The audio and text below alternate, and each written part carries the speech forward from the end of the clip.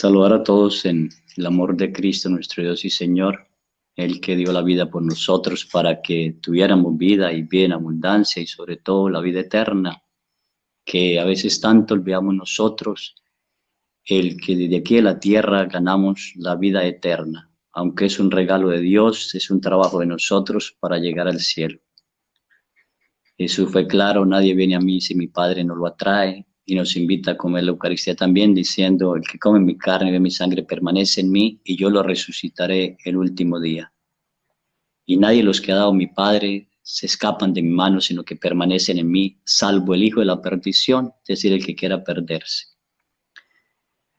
Parto de mis reflexiones, de mis pensamientos, sin querer quitar o añadir quizás más a lo que ya sabemos muchos de nosotros sobre el purgatorio.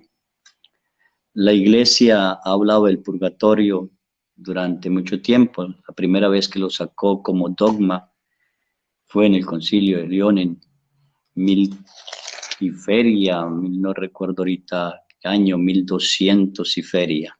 Se habló como dogma, es decir, una verdad que se viene repitiendo entre la gente, que se mantiene en la tradición de la Iglesia. La Iglesia lo toma y en un concilio bajo la autoridad del Papa reclama que es una verdad de fe, es un dogma, y quien hable contrario a eso que no existe comete herejía. Vuelve la Iglesia a hablarlo también en el Concilio de Florencia en 1400 y feria, en el Concilio de Trento 1500 y feria, y en el Concilio Vaticano II en Lumen Gentium vuelve a hablar del purgatorio. En todas las partes que habla la Iglesia lo considera como un estado de purificación, en sentido en que nosotros no hemos terminado de purgar la deuda del pecado aquí en la tierra. Vamos a purgarla después de muertos en el fuego del amor, llamémoslo así, de la caridad de Dios en el purgatorio. Vamos a terminar o los pecados leves que hayamos cometido después de que empezamos nosotros esa fuerte conversión o cambio de vida. El mismo Catecismo de la Iglesia dice que cuando uno muere se presenta ante Dios bien para recibir el cielo prometido por la fuerza del amor con que vivió aquí, el amor del fuego de Dios, va a vivir en el fuego del amor de Dios eternamente en el cielo, porque vivió y trabajó aquí, en fuego del amor de Dios.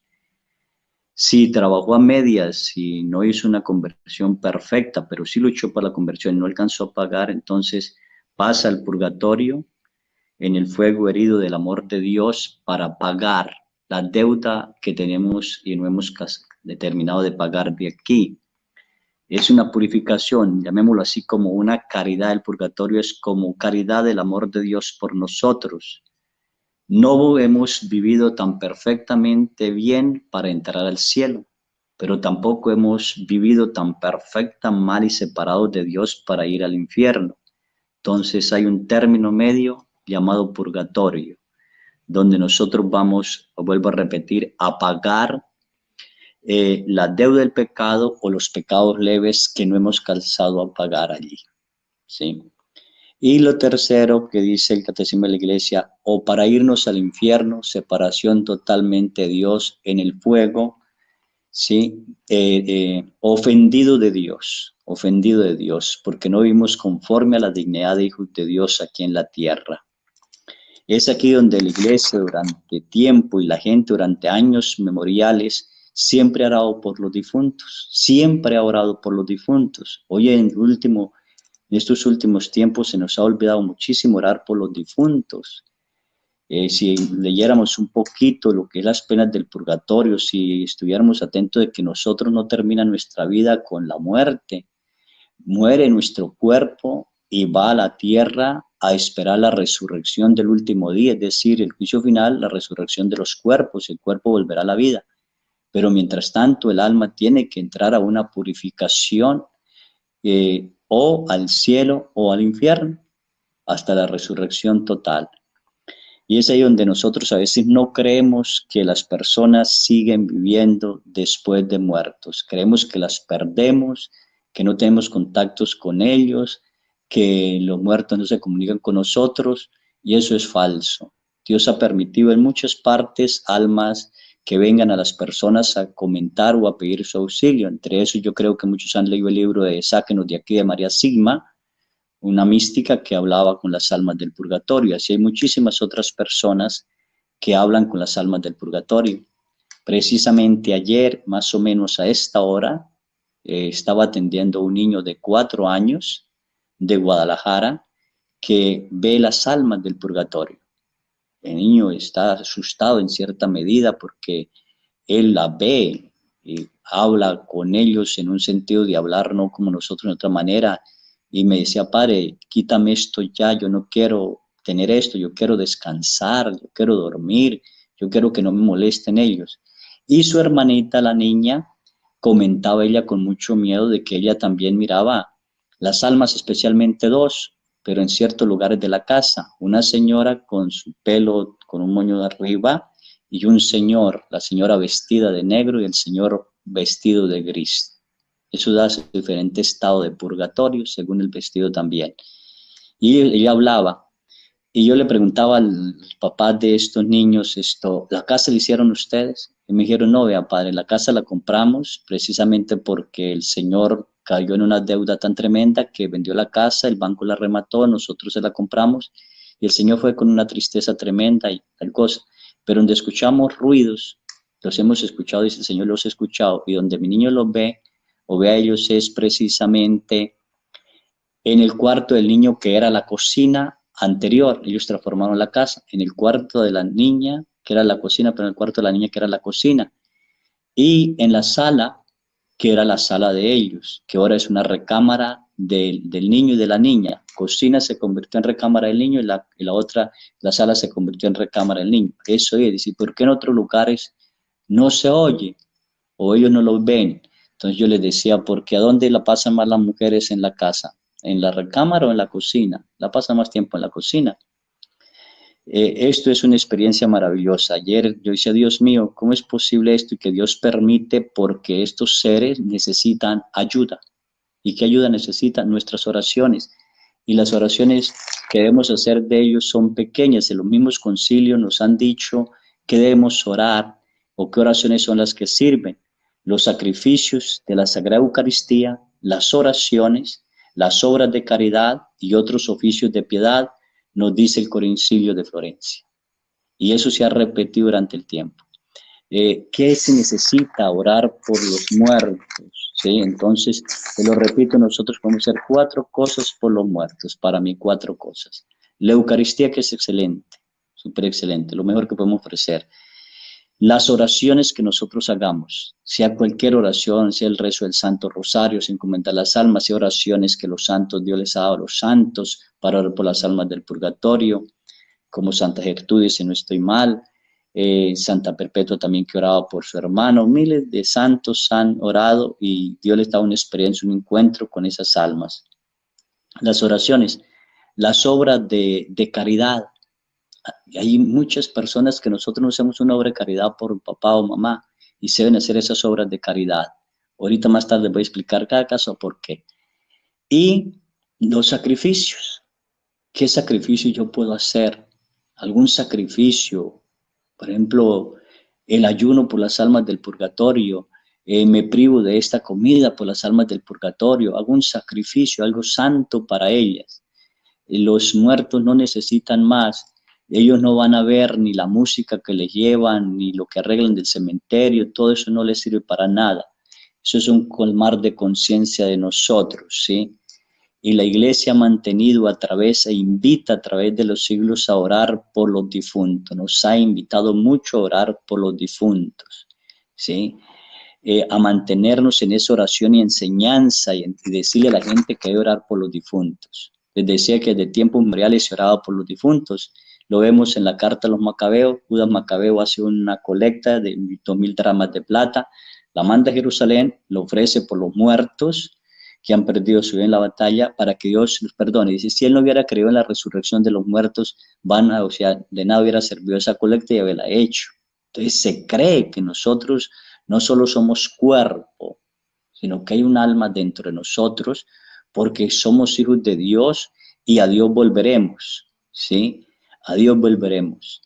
Hay que orar por ellos, las súplicas entonces en estas almas.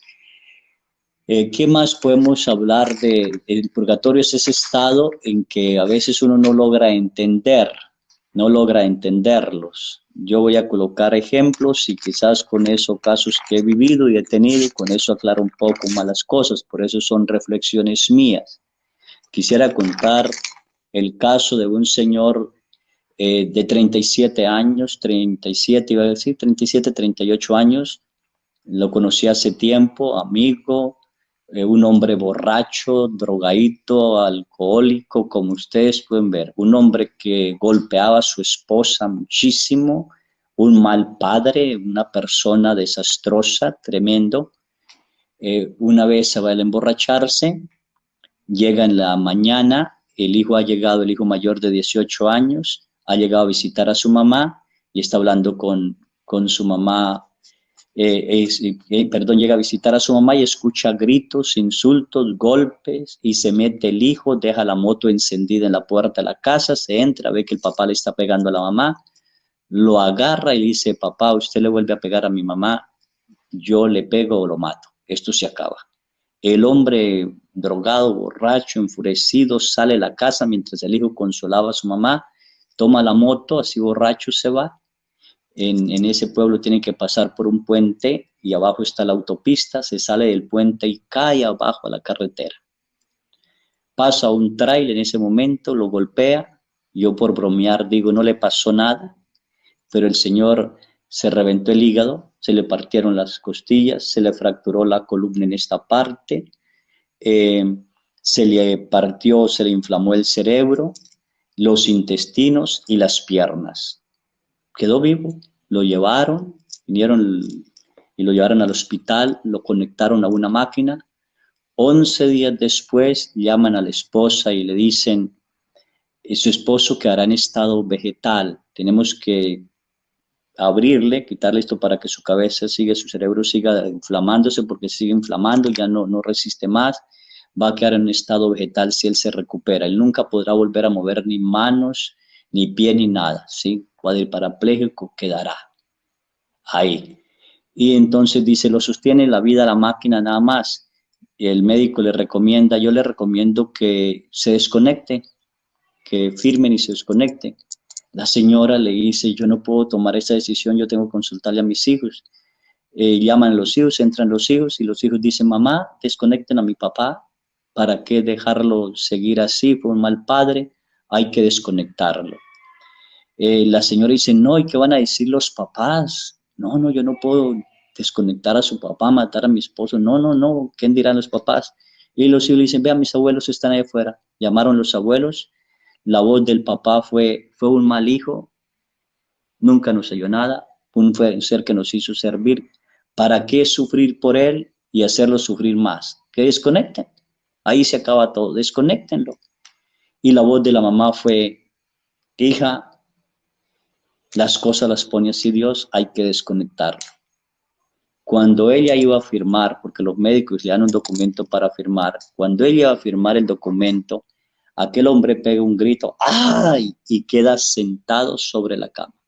Los médicos se asustan, le quitan la máquina, lo meten en exámenes, aquel hombre no tiene nada, su hígado está sano, su columna está completamente sana, su cerebro desinflamado, lo único que quedaron fue soldaduras de los huesos de las piernas que se les había partido, se notaba que soldaron los huesos de las piernas, ni siquiera las costillas rotas, buenas todas. Yo había ido a celebrar una misa en acción de gracias precisamente a Dios porque quedó con vida. Yo sacerdote me preguntaba, ¿y por qué este hombre, este hijo de tal tremendo, quedó con vida? ¿No puede Dios haber dejado con vida a esta persona si es tan malo con su esposa y con sus hijos? Pero Dios tiene un proyecto divino y eso se nos olvida. Dios tiene un proyecto divino maravilloso y cualquier momento Dios toma nuestras promesas y las hace realidad. Él me dice, mire padre, Dios quiso darme una segunda oportunidad. Y la esposa interrumpe y dice, vea padre, si él hubiera quedado en estado vegetal, yo nunca lo hubiera cuidado. Era tal mis heridas en él que yo no lo hubiera cuidado, yo lo hubiera abandonado. ¿Sí? Así que para mí fue un descanso cuando los papás tomaron también la decisión de desconectarlo y toda la familia tomó esa decisión. Y hubo un milagro para mí no fue, padre, el milagro espiritual que le va a contar, para mí fue el milagro de su cuerpo. Un cuerpo que yo vi destrozado, cruel, se recupera, se recupera. Un cuerpo que toma vida en cuestiones de segundos, mostrando que Dios existe y que está con nosotros. Pero que le cuente lo que vivió. El Señor empieza a contarme esto. De cuando caí del accidente, vienen los médicos, me toman y me colocan en la ambulancia y yo voy siguiendo la ambulancia. Yo estoy fuera de mi cuerpo, siguiendo la ambulancia. Ellos me examinan y yo voy mirando, pero no sé qué está pasando y en un momento yo entro otra vez en mi cuerpo. No, los dolores de mi cuerpo son tremendos, no puedo expresarme, no puedo decir lo que siento, no puedo decir nada. Los médicos toman una decisión de conectarme, no poder hacer nada, simplemente colocarme en sondas y nada más y me dejan así. Pero en esos 11 días, que para mí no supe qué tanto tiempo era, porque puedo decir que fue un tiempo corto, eterno, no puedo decir por lo que viví, me decía él. Un ser me puso la mano sobre el hombro sin dejarme ver quién era y me dijo, levántate. Yo me levanté y camina. Y cuando salí nuevamente empecé a caminar. Yo caminaba y caminaba por un camino ancho, muy lleno de fango, barro, que me costaba caminar y salir. Y ese ser que me acompañaba decía, camine, camine, camine. Y yo seguía caminando y miraba a las personas muy felices y muy contentas alrededor, pero estaban así entrelazados por raíces, como raíces agarrados en esas raíces como de árboles a la tierra. Y le pregunté a esa persona que me llevaba, que no me dejaba ver quién era, ¿quiénes son estos? Y él me contestó, son vivos de cuerpo todavía que están sobre la tierra, pero viven en pecado mortal. Solo le falta morir para bajar al infierno. Sus pasiones, sus deseos los tienen separados totalmente de Dios. Están ya atrapados, totalmente atrapados. Y él describe 3 lugares donde él encuentra 7 puertas. 3 lugares diferentes donde él encuentra 7 puertas. Llega al primer lugar y le dice, quien va atrás, toca la puerta y ábrala. La tocó, dice que era un camino muy delgadito, muy pequeño, y le dijo, no mire hacia ningún lado, solo camine, camine y camine. Mientras él caminaba, escuchaba gemidos, llantos y lamentos, pero también escuchaba oraciones. Y una de las oraciones que decían, ten piedad de mí, Señor, sáquenos de aquí, ten piedad. Y se escuchaba una voz que decía, nadie ora por ustedes, nadie ora por ustedes. Así en ese lapso, él pasa una puerta, pero escucha los mismos hasta que llega al segundo lugar fuerte, porque son 3 lugares fuertes que él escuchó con puertas diferentes. En el segundo lugar, él escuchaba los lamentos más duros, más fuertes. Era un llorar, era un gritar tremendo, tremendo, tremendo. Y se escuchaban como cadenas. Y decía, yo quería mirar, pero aquella persona me decía, no mire, solo camine, camine. Yo caminaba y caminaba y caminaba y caminaba en la primera parte, y ahora en esta segunda parte, me parecía que no iba a terminar y escuchaba gritos, gritos, gritos, ayúdenos, ayúdenos, sáquenme, sáquenme, ayúdenme, ayúdame.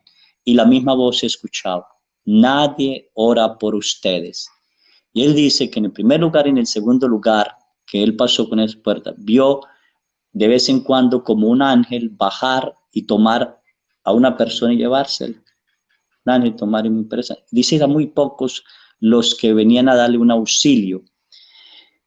Nadie ora por ustedes, nadie ora por ustedes. Qué difícil es eso.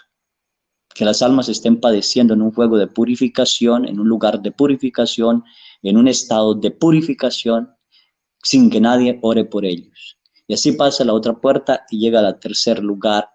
Y dice, este lugar era más cruel que los anteriores, donde yo había pasado puerta tras puerta, puerta tras puerta. Los gritos eran tremendos, se escuchaban gemidos, llantos, pero se escuchaban también como aullidos y como insultos. ¿sí? En este lugar se le permitía o habían como demonios. Y yo quería detenerme y eran los lamentos tremendos. Allí no vi entrar ni subir un ángel para darles a ellos. Ellos pedían ayuda y también decían, nadie ora por ustedes. Y él decía, yo creo que pasan de un lugar a otro hasta llegar al primero que yo estuve. Por último, él llegó a una puerta final y le dijo el que lo acompañaba, hasta aquí te puedo acompañar. Has pasado por el purgatorio. El final tuyo es eso, toque la puerta y ábrala. Y él dijo, yo no quiero tocar esa puerta, yo no quiero abrir esa puerta. Si lo de anterior me dio miedo, llevaba miedo, terror, miedo, ¿cómo sería la puerta que me esperaba? Yo no quiero abrir esa puerta. Y volvió la voz y le dijo, te he dicho que abra la puerta. Y entonces en eso él se voltea y lo ve a la persona que lo guía. Y es un ángel. Y le dice, ¿quién eres? Y dijo, soy tu ángel de la guarda. Hasta aquí puedo acompañarte. Hasta aquí me permiten acompañarte. La forma en que has vivido como esposo, como padre, como hijo, como amigo, no merece ni siquiera purificar sus penas. Es lanzado al fuego eterno del infierno. Del paso. Y él dice que al abrir la puerta y ve un abismo inmenso, un abismo inmenso, inmenso, inmensamente, donde se escuchan solo insultos, lamentos, gemidos. Es una cosa tremenda y cruel lo que se escucha allí, ¿sí? Él no quiere dar el paso, pero cuando quiere dar el paso escucha la voz del médico que dice, hay que desconectarlo. Escucha la voz de su esposa, de sus hijos, la esposa pidiendo auxilio, la de sus hijos desconecten, fue un mal papá, la de sus papás desconectenlo, todo eso él escuchó, era la despedida ya, el alma ya se desprendía de su cuerpo para ir al lugar eterno. Y le dice, dé el paso. Cuando él dio el paso al abismo inmenso, pegó ese grito, ¡ay! Y en ese grito él escuchó una voz femenina, agradable, preciosa, que dijo, hijo mío, por favor, dale una segunda oportunidad. Y él pega el grito y dice, yo quedé sentado en mi cama, no entiendo cómo, quedé sentado en mi cama. Yo me preguntaba por qué la Virgen intervino, por qué la Virgen intercedió ante Dios para una segunda oportunidad. Y le dije, ¿estás seguro que la Virgen? Digo, Padre, 8 días antes yo había ido a San Juan de los Lagos, había subido de rodillas en el templo, pidiéndole a la Santísima Virgen que me ayudara a cambiar mi vida, que yo quería cambiar. Pero la única manera en que Dios podía permitir un cambio en mi vida es llevarme hasta la muerte. Y eso es verdad. Los seres humanos tenemos un cambio profundo ante dos cosas nada más. Cuando nos vemos cerca de la muerte o cuando tenemos una experiencia espiritual tan fuerte de un encuentro con Dios. Mientras tanto, nosotros a veces decimos todo lo que nos dicen, aún lo que yo estoy diciendo, algunos pueden decir es mentira, porque no han tenido ese encuentro perfecto con Dios o no han estado al borde de la muerte. Él habla de esos purgatorios que piden ayuda, que suplican ayuda, ayuda. Mi pregunta es, ¿ayudamos nosotros a las almas del purgatorio? ¿Ayudamos a estos seres que se están purificando de sus culpas para entrar en la presencia de Dios? ¿Estamos ayudándolos o no? Y así es increíble cómo las almas vienen a nosotros a pedir ayuda.